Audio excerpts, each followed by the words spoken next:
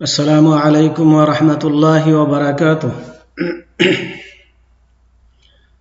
আলহামদুলিল্লাহি রাব্বিল আলামিন ওয়াসসালাতু ওয়াসসালামু আলা আশরাফিল আমবিয়াই ওয়াল মুরসালিন নবিয়িনা মুহাম্মদ ওয়া আলা আলিহি ওয়া আসহাবিহি আজমাইন, আম্মা বা'দ। সম্মানিত ছাত্র ভাইরা, আমি এখন ক্লাস 3 তাওহীদের ক্লাস আরম্ভ করছি। আজকের বেদাত সংক্রান্ত বিষয়ের উপরে শেখুল ইসলাম ইবনে তাইমিয়া রাহমাতুল্লাহ যা বলেন সেইখান থেকে আলোচনা শুরু করছি। তো শেখুল ইসলাম ইবনে তাইমিয়া রহমতুল্লাহ আলাই বলেছেন, সেভাবে মিলাদ অনুষ্ঠান কিছু অতি উৎসাহী মানুষ নিজেদের স্বার্থে উদ্ভব করে থাকেন।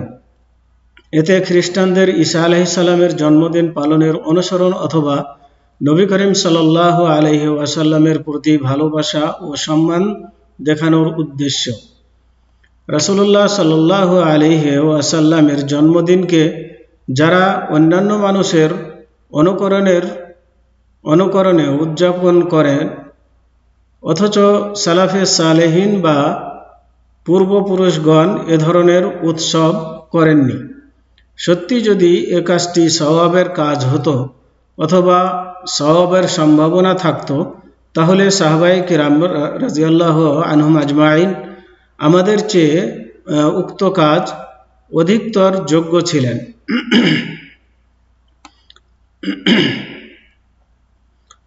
তারা এই কাজটি তাহলে করতেন, অথচ তাদের জীবনে এ ধরনের কাজ করতে দেখা যায়নি। কেননা তারা নবী করিম সাল্লাল্লাহু আলাইহি ওয়াসাল্লামকে আমাদের থেকে অধিক সম্মান করতেন এবং নেকির কাজের প্রতি অগ্রবর্তী ছিলেন।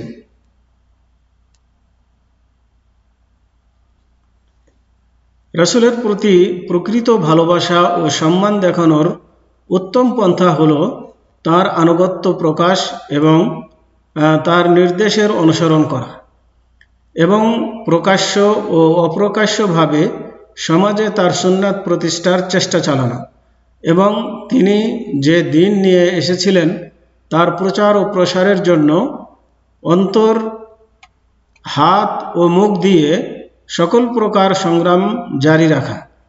এটি ছিল পূর্ববর্তী আনসার, মুহাজির এবং যারা তাদের উত্তম ও শ্রেষ্ঠত্বের উত্তরসূরি তাদের পথ। কিছুটা সংক্ষিপ্তভাবে শেষ পর্যন্ত এটাই ছিল কথা। এ সমস্ত বেদাতের প্রতিবাদে পূর্বে এবং বর্তমান জামানায় অসংখ্য গ্রন্থ ও বই পুস্তক লেখা হয়েছে। এ কাজটি শুধু বেদাত ও খ্রিস্টানদের সাদৃশ্যই নয়, বরং এ বেদাতি অনুষ্ঠানকে কেন্দ্র করে পরবর্তীতে আউলিয়া, পীর, মাশায়েখ, নেতা ও রাষ্ট্রপ্রধানদের জন্মবার্ষিকী পালনের পথ খুলে যাবে। ফলে সমাজে আরও অনেক বেদাতের দরজা খুলে যাবে।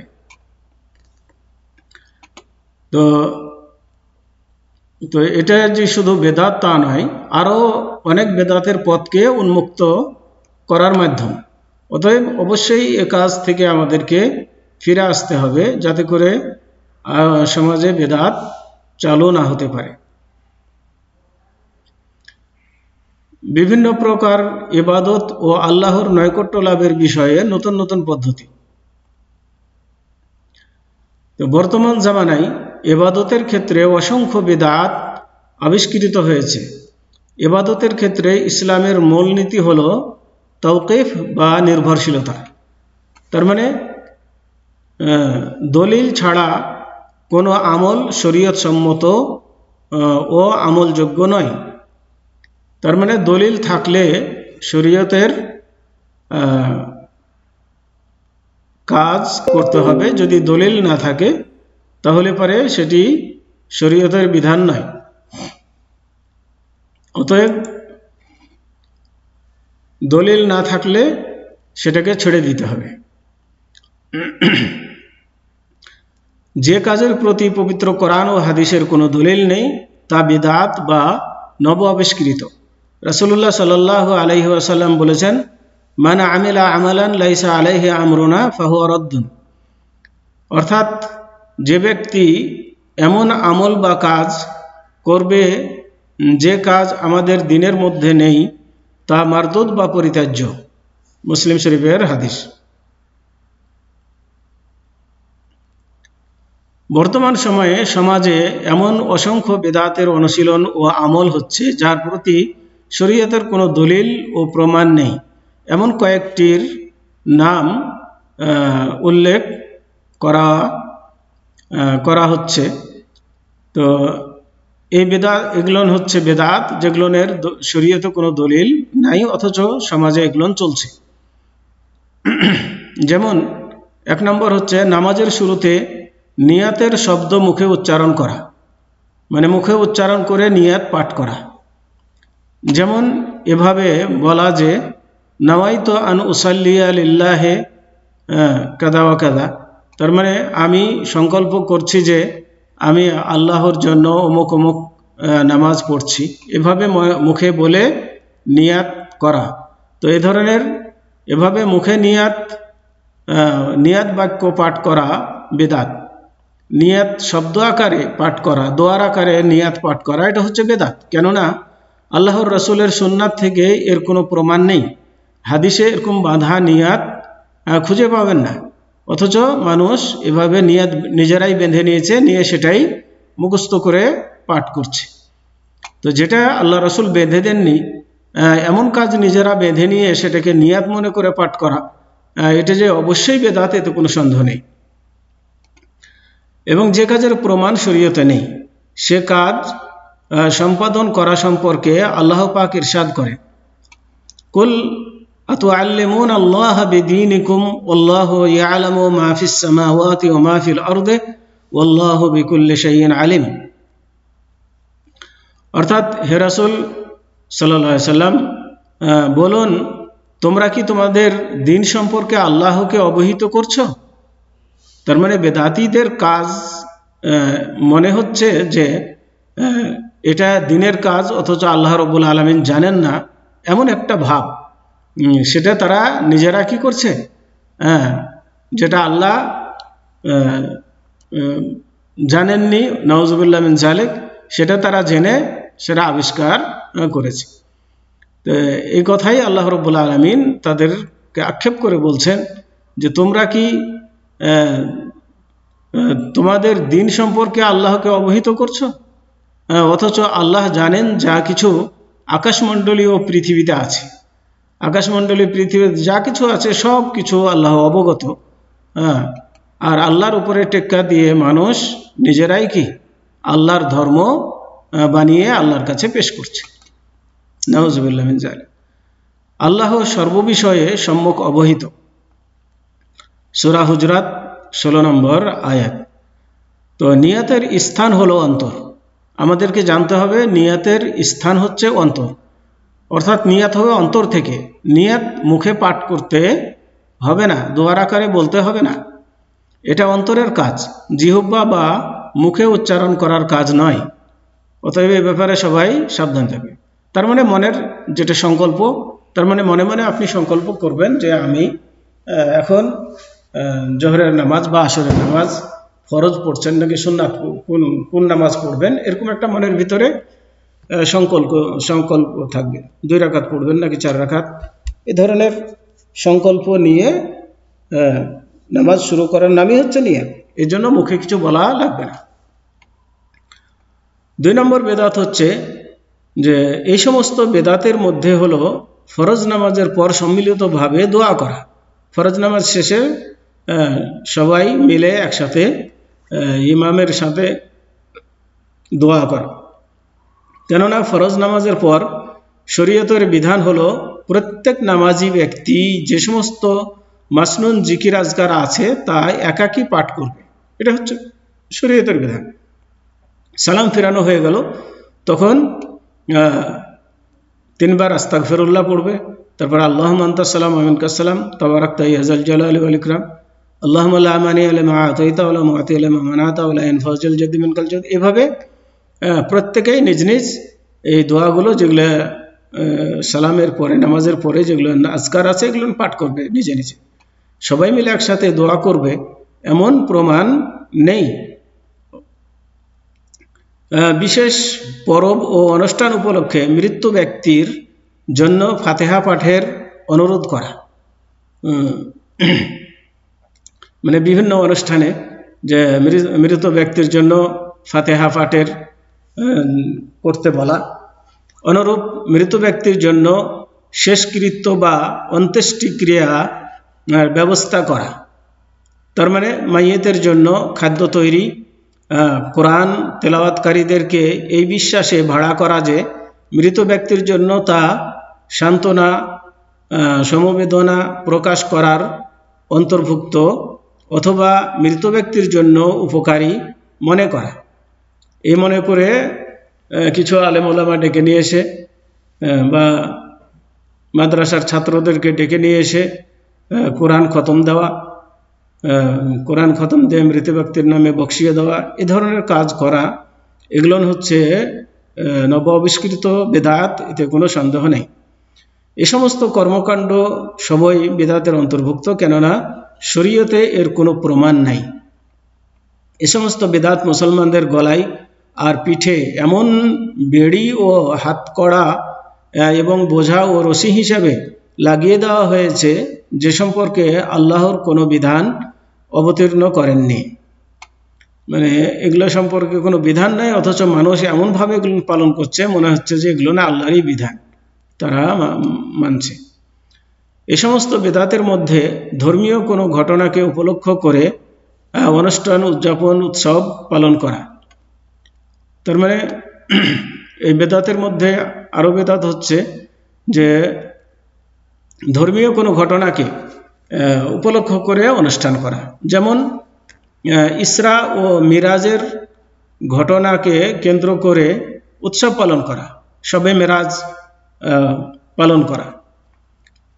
নবী করিম সাল্লাল্লাহু আলাইহি ওয়াসাল্লাম হিজরতের তারিখ উদযাপন করা, অথচ শরীয়তে এ সমস্ত অনুষ্ঠান পালন করার কোনো ভিত্তি বা দলিল নেই। যেমন রাসূলুল্লাহ সাল্লাল্লাহু আলাইহি ওয়াসাল্লাম হিজরত করেছেন, তাই হিজরতের দিনটিকে কেন্দ্র করে কি করা? উৎসব করা, অথচ এই ব্যাপারে আল্লাহ রাসূল থেকে কোনো আদেশ নেই।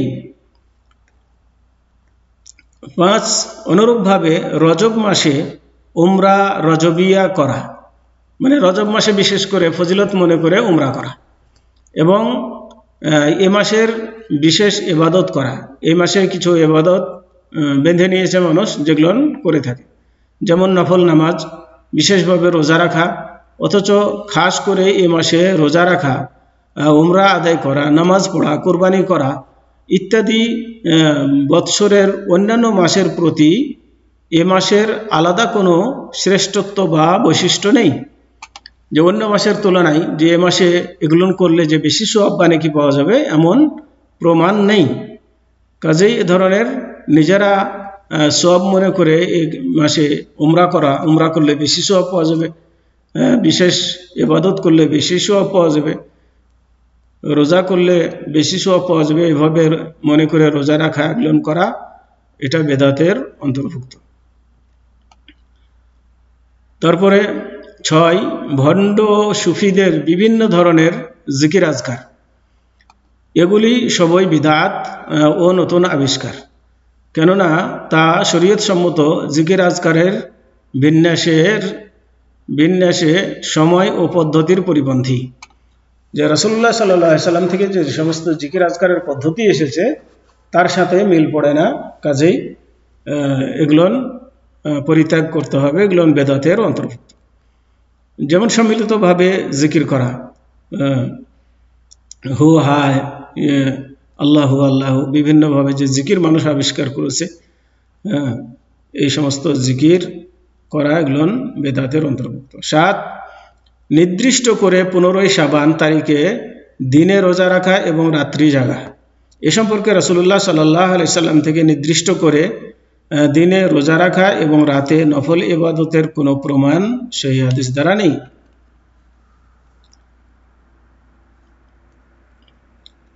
কবরের 8 কবরের উপর ভবন নির্মাণ করা এবং তা মসজিদ হিসাবে গ্রহণ করা, বরকত লাভের উদ্দেশ্যে কবরে গমন করা এবং মৃত ব্যক্তির মাধ্যমে শিরকি উদ্দেশ্যে ওসিলা তালাশ করা ইত্যাদি।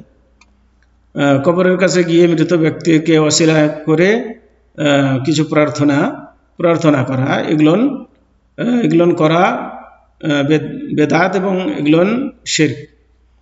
অনুরূপভাবে মহিলাদের কবর জিয়ারত করা, মহিলাদের অধিক হারে কবর জিয়ারত করা, অথচ আল্লাহ রসুল সাল্লাল্লাহু আলাইহি ওয়াসাল্লাম কবর জিয়ারতকারিণী মহিলাদেরকে এবং কবরের উপর মসজিদ বানিয়ে যারা বাতি জ্বালায় তাদের প্রতি অভিশাপ দিয়েছেন।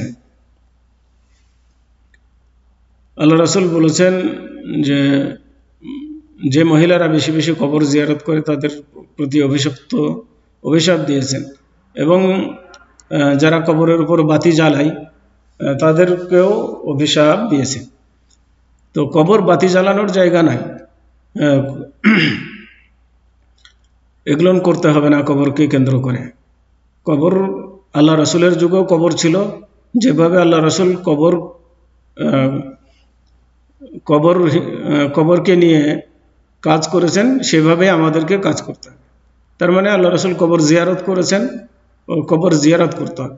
কবরের কাছে গিয়ে কিছু মানে কবরবাসীর কাছে কিছু চাওয়া যাবে না, বা কবরবাসীকে ওসিলা করে আল্লাহর কাছে কিছু চাওয়া যাবে না, এগুলো নিষেধ। বরং কবরবাসীর জন্য মানুষ দোয়া করবে এবং তার নিজের জন্য পরকালকে স্মরণ করবে।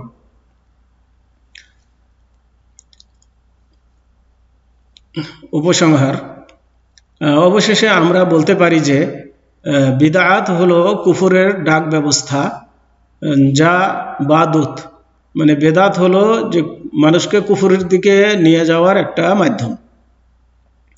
বেদাত দিন ইসলামের অতিরিক্ত অংশ এবং আল্লাহ ও তার রাসূল কর্তৃক তা নির্দেশিত নয়। বেদাত দিনের একটা বর্ধিত অংশ, যেটা দিনের মধ্যে নয়, দিনের মধ্যে বাড়ানো অংশ, যেখানে যার বিষয়ে আল্লাহ এবং তার রাসূল সাল্লাল্লাহু আলাইহি সাল্লাম কোনো নির্দেশ দেননি। বিদাত কাবিরা গুনাহ থেকেও নিকৃষ্ট, কেননা শয়তান কাবিরা গুনাহ থেকেও বেদাতি কাজের প্রতি বেশি খুশি হয়ে থাকে। কেননা কবিরা গুনাহকারী ব্যক্তি ওই কাজটিকে পাপের কাজ মনে করেই করে থাকে, তাই কোনো সময় সে তওবা করতে পারে। আর বেদাতি বেদাতকে মনে সওয়াবের কাজের বিশ্বাস নিয়ে করে থাকে, যার মাধ্যমে আল্লাহর নৈকট্য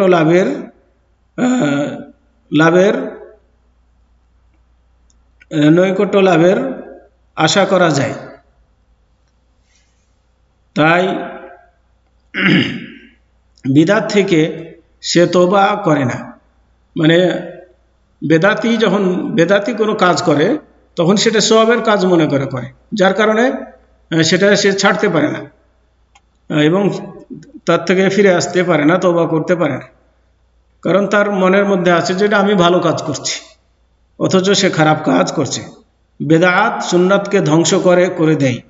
বেদাতিকে সুন্নাতের অনুসরণ করা ও সুন্নাতের অনুসারীদের প্রতি ঘৃণা জন্মিয়ে দেয়। যারা বেদাত করে তারা সুন্নাত মোতাবেক যারা চলছে তাদেরকে তারা ভালো চোখে দেখে না, তাদেরকে মনে করে যে নিজেরা বেদাত করছে, অথচ সুন্নাতপন্থীদেরকে খারাপ মনে করে। তার মানে তারা কেন বেদাত করছে না এই মনে করে তারা মনে করে যে ওরা ভালো কাজ করছে না, অথচ তারা বেদাতের মধ্যে ডুবে রয়েছে। বিদাত আল্লাহর রহমত থেকে দূরে রাখে এবং উক্ত ব্যক্তির প্রতি আল্লাহর গজব শাস্তি অপরিহার্য করে দেয়। মানে বেদাতির প্রতি আল্লাহর গজব এবং শাস্তি অপরিহার্য হয়ে যায়। বেদাত অন্তরকে বক্র ও বিভ্রান্ত করে দেয়, বেদাত অন্তরকে বাঁকা করে দেয় এবং খারাপ দিকে পরিচালিত করে। তো অতএব আমাদেরকে বুঝতে হবে যে সুন্নাত কোনগুলো এবং বেদাত কোনগুলো। অতএব সুন্নাতের প্রতি আমল করতে হবে, বেদাত থেকে বেঁচে থাকতে হবে, দূরে দূরে থাকতে হবে এবং সমাজ থেকে বেদাতকে উৎখাত করার জন্য চেষ্টা চালিয়ে যেতে হবে। বেদাতি কাজের কোনো প্রশ্রয় দেওয়া চলবে না। তো আজকে এ পর্যন্তই সমাপ্ত। তাহলে আজকে আমাদের সিলেবাসের শেষ এটাই ছিল, সবক ছিল। সবাই পরীক্ষার জন্য প্রস্তুতি গ্রহণ করতে থাকুন। আর এক সপ্তাহ পরে তো পরীক্ষার কোশ্চেন দেওয়া হবে। তো আজকে এ পর্যন্তই। সাল্লাল্লাহু আলা নবিয়িনা মুহাম্মদ ওয়া আলা আলিহি ওয়া আসহাবিহি ওয়া বারিক ওয়া সাল্লাম। আসসালামু আলাইকুম ওয়া রাহমাতুল্লাহি ওয়া বারাকাতুহু।